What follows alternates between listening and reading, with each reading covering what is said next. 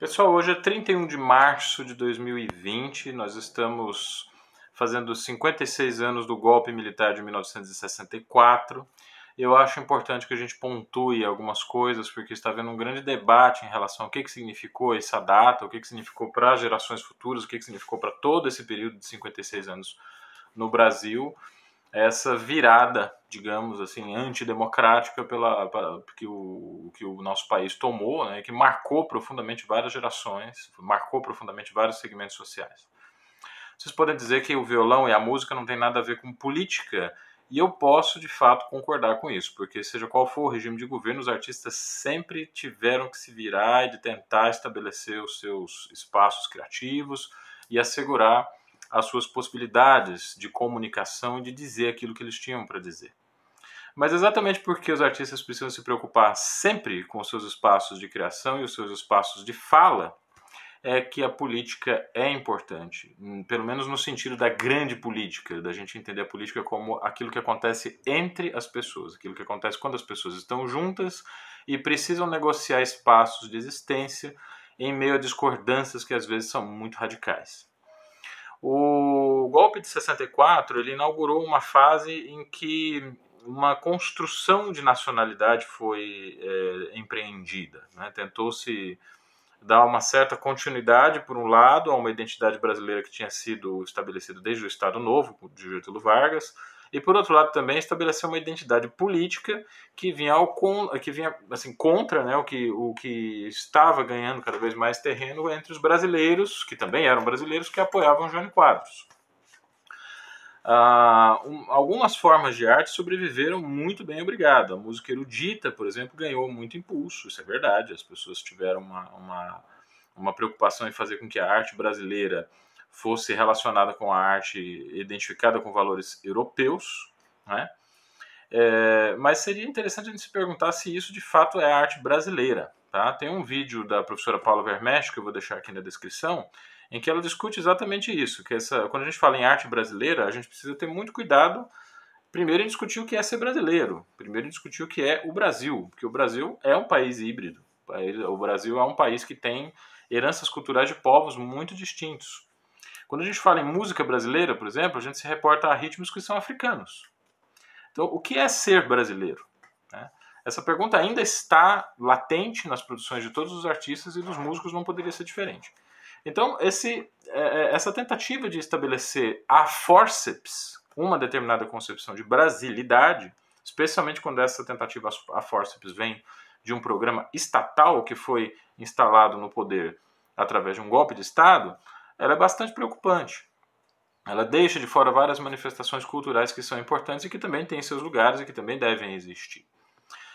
Dois tipos de manifestações muito claras na mentalidade brasileira são estimulados até hoje. A música erudita e a música popular. Desses dois nichos, o violão está excluído. O violão como a gente conhece. Porque o violão como instrumento de música popular, ele é muito bem aceito. Talvez não tanto como instrumento de música erudita. A música erudita ainda é identificada com a orquestra, o piano, o violino, os instrumentos que fazem parte da orquestra sinfônica. E para a música popular, o violão entra como um instrumento quase que coadjuvante.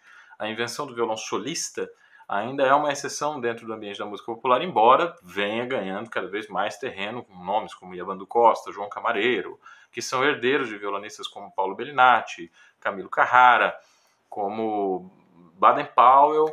E a gente pode remontar essas origens a Dilermando Reis, que era um violonista muito ligado ao presidente Juscelino Kubitschek, né, que foi uma das vítimas, inclusive, das tentativas autoritárias do regime militar de circunscrever os candidatos a presidente da República a alguns poucos nomes que eles mesmos aprovassem. O Juscelino Kubitschek foi impedido de se candidatar a presidente da República nas eleições de 1968 por um golpe que depois se mostrou cravado de mentiras, cravado de farsas jurídicas, e por causa dessas farsas jurídicas ele não pôde se candidatar, sendo que ele era o primeiro colocado nas pesquisas eleitorais.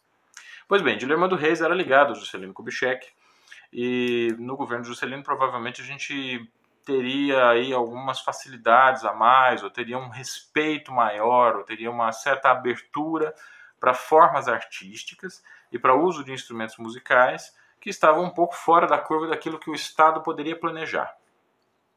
Este é o espaço democrático que a gente precisa.